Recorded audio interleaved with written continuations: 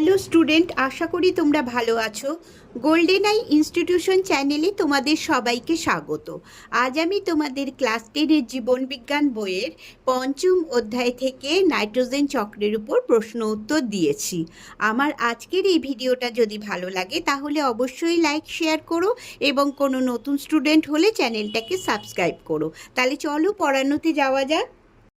Class 10-এর জীবনবিজ্ঞানের পঞ্চম অধ্যায় 5A nitrogen চক্র থেকে প্রশ্ন উত্তর। 1 নম্বর প্রশ্ন, প্রকৃতির নাইট্রোজেনের প্রধান উৎস কোথায়? প্রকৃতির নাইট্রোজেনের প্রধান উৎস বায়ু। শিম্বি গোত্রীয় উদ্ভিদের মূলে কোন ব্যাকটেরিয়া বসবাস করে? খুব ইম্পর্টেন্ট প্রশ্ন। শিম্বি গোত্রীয় উদ্ভিদের মূলে রাইজোবিয়াম নামক ব্যাকটেরিয়া বসবাস করে। ক্লস্ট্রিডিয়াম কিরূপ জীব? ক্লস্ট্রিডিয়াম মাটিতে বসবাসকারী স্বাধীনজীবী নাইট্রোজেন স্থিতিকারী ব্যাকটেরিয়া। 4 নম্বর প্রশ্ন, একটি মিথজীবী ব্যাকটেরিয়ার উদাহরণ দাও। একটি মিথজীবী ব্যাকটেরিয়া হলো রাইজোবিয়াম। 5 নম্বর প্রশ্ন, বায়ুর নাইট্রোজেন বৃষ্টির জলের সঙ্গে কিরূপে নেমে আসে? বায়ুর নাইট্রোজেন বৃষ্টির জলের সঙ্গে নাইট্রাস অ্যাসিড ও নাইট্রিক অ্যাসিড রূপে নেমে আসে।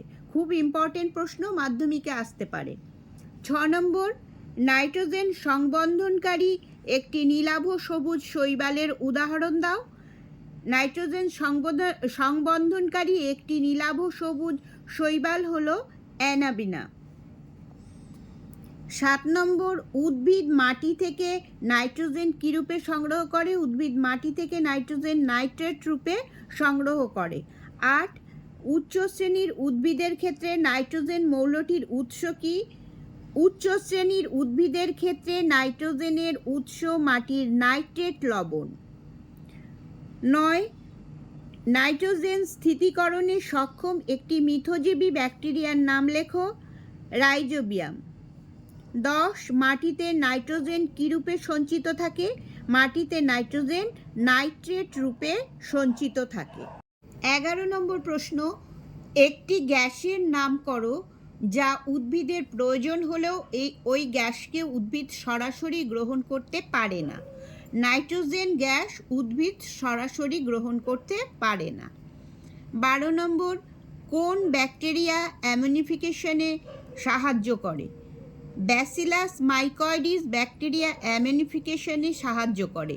দেখো আরেকটা ব্যাকটেরিয়াও করে অ্যামিনিফিকেশনে সাহায্য, সেটা হচ্ছে ব্যাসিলাস র্যামোসাস। ধরো তোমাদের দুটো ব্যাকটেরিয়ার নাম লিখতে বললো, তাহলে এই দুটোর নামই তোমরা মুখস্থ করে রাখবে। 13 নম্বর প্রশ্ন, একটি নাইট্রোজেন ঘটিত সারের উদাহরণ দাও। একটি নাইট্রোজেন ঘটিত সার হলো ইউরিয়া। 14, একটি নাইট্রিফাইং ব্যাকটেরিয়ার উদাহরণ দাও। একটি নাইট্রিফাইং ব্যাকটেরিয়া হলো নাইট্রোব্যাক্টর। 15, একটি ডিনাইট্রিফাইং ব্যাকটেরিয়ার উদাহরণ দাও। একটি ডিনাইট্রিফাইং ব্যাকটেরিয়া হলো সিউডোমোনাস। 16 নম্বর প্রশ্ন, প্রাণীরা নাইট্রোজেন মৌলটি কোথা থেকে পায়? প্রাণীরা নাইট্রোজেন মৌলটি প্রোটিন জাতীয় খাদ্য থেকে পায়। 17 নম্বর, মাটির উর্বরতা নষ্ট করে কোন ব্যাকটেরিয়া? মাটির উর্বরতা নষ্ট করে ডিনাইট্রিফাইং ব্যাকটেরিয়া। যেমন এর উদাহরণও দিয়ে দিয়েছে, সিউডোমোনাস, থায়োব্যাসিলাস প্রভৃতি। 18 নম্বর, কোন শৈবাল সরাসরি বায়ুমণ্ডল থেকে N2 অর্থাৎ নাইট্রোজেন শোষণ করে? নষ্টক মনে রাখবে নামক শৈবাল সরাসরি বায়ুমণ্ডল থেকে N2 শোষণ করে।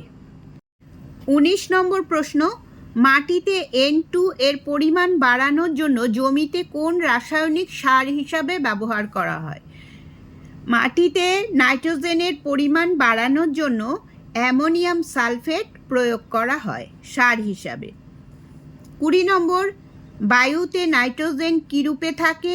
বায়ুতে নাইট্রোজেন গ্যাসীয় অবস্থায় থাকে।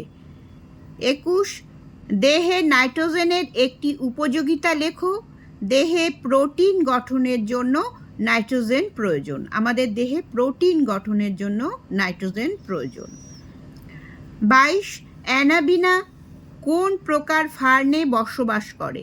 অ্যানাবিনা অ্যাজোলা নামক ফার্নে বসবাস করে। এই অ্যাজোলার পত্র গহ্বরে অ্যানাবিনা থাকে। 23 নম্বর প্রশ্ন, একটি নাইট্রোজেন ঘটিত গ্রিনহাউস গ্যাসের নাম করো। একটি নাইট্রোজেন ঘটিত গ্রিনহাউস গ্যাস হচ্ছে নাইট্রাস অক্সাইড, N2O। 24 নম্বর, সিম্বি গোত্রীয় উদ্ভিদের দ্বারা বছরে কত নাইট্রোজেন মাটিতে মেশে? সিম্বি গোত্রীয় উদ্ভিদের দ্বারা বছরে, এটা দেবে কিন্তু প্রতি একর জমিতে 45 থেকে 110 কিলোগ্রাম নাইট্রোজেন মাটিতে মেশে। 25 নম্বর, N2 স্থিতিকরণ করে এমন একটি ছত্রাকের নাম করো। N2 স্থিতিকরণ করে এমন একটি ছত্রাক হচ্ছে রোডোটরুলা। 26 নম্বর, এখানে একটা সমীকরণ দিয়েছে, অ্যামোনিয়া দিয়েছে, তীর চিহ্ন, এটা হচ্ছে একটা শূন্যস্থানের উপরে এ জায়গায় লিখতে হবে। তারপরে দিয়েছে হচ্ছে নাইট্রাইট, NO2 মানে নাইট্রাইট। তারপরে আবার একটা তীর চিহ্ন দিয়ে শূন্যস্থান দিয়েছে, বি লিখেছে। এখানে হচ্ছে তারপরে দিয়েছে NO3 মানে নাইট্রেট। এখানে তাহলে অ্যামোনিয়া থেকে নাইট্রাইটকে উৎপন্ন করে আর নাইট্রাইট থেকে নাইট্রেটকে উৎপন্ন করে। এ ও বি চিহ্নিত স্থানে ব্যাকটেরিয়ার নাম লিখতে বলেছে। হ্যাঁ, তাহলে এ হবে, এর জায়গায় নাইট্রোসোমোনাস ব্যাকটেরিয়া। নাইট্রোসোমোনাস অ্যামোনিয়া থেকে নাইট্রাইট তৈরি করে, আর তার বি জায়গায় হবে নাইট্রোব্যাক্টর ব্যাকটেরিয়া। এটা হচ্ছে নাইট্রাইট থেকে নাইট্রেট তৈরি করে। এটা মনে রাখবে, এটা টেক্সট বইয়ে আছে, বাংলায় লেখা আছে টেক্সট বইয়ে। 27 নম্বর, নিম্নলিখিত ছকে এ বি শনাক্ত করো। এটাও এভাবে গোলভাবে দিয়েছে, নানাভাবে দিতে পারে ছবিটা, তোমরা একটু বুঝে লিখবে। কারণ হচ্ছে দেখো, বাতাসে নাইট্রোজেনকে সংবন্ধন করছে মাটিতে। হ্যাঁ, এটা হয় হচ্ছে নাইট্রিফিকেশনে। আবার এখানে মাটির থেকে নাইট্রোজেনকে মুক্ত করছে, তাহলে এটা হচ্ছে ডিনাইট্রিফিকেশন। এখানে প্রসেসটা লিখতে বলেছে, ডিনাইট্রিফিকেশন। সেমভাবে আমরা জানি যে মৃত উদ্ভিদ থেকে জীবাণুর দ্বারা তাদের হচ্ছে জীবাণুর দ্বারা নাইট্রোজেন যৌগগুলো বিয়োজক দ্বারা বা জীবাণু দ্বারা বিয়োজিত হয়ে প্রথমে অ্যামোনিয়া এবং তারপরে নাইট্রাইট এবং সর্বশেষে নাইট্রেট গঠন করে মাটিতে এটা যুক্ত হয়। হ্যাঁ, এইটা তাহলে এইটা এই দিক দিয়ে দেখলেও এটা হচ্ছে নাইট্রিফিকেশন হবে। এই জায়গাটা এর জায়গায় কি হবে, শূন্যস্থানে নাইট্রিফিকেশন। আর সেমভাবে এটাও কি করছে, উদ্ভিদ থেকে যে মাটিতে যাচ্ছে, মাটি থেকে এটা কি বাতাসে যাচ্ছে, নাইট্রোজেনটা মুক্ত হয়ে যাচ্ছে বাতাসে আর কি। তাই এটা হবে ডিনাইট্রিফিকেশন। দুদিকেই তাকালে এটাকে হচ্ছে নাইট্রিফিকেশন আর এটা হচ্ছে ডিনাইট্রিফিকেশন। স্টুডেন্টস, তাহলে আজ এই পর্যন্তই।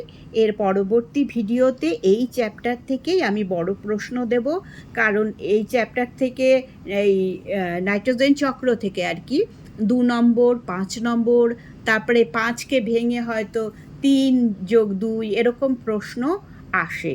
তাই সেই জন্য এই চ্যাপ্টার থেকে তোমাদের বড় প্রশ্ন পড়তে হবে। এর পরে ভিডিওতে আমি বড় প্রশ্ন দেব। তাহলে আজ এই পর্যন্তই। তোমরা সবাই ভালো থেকো।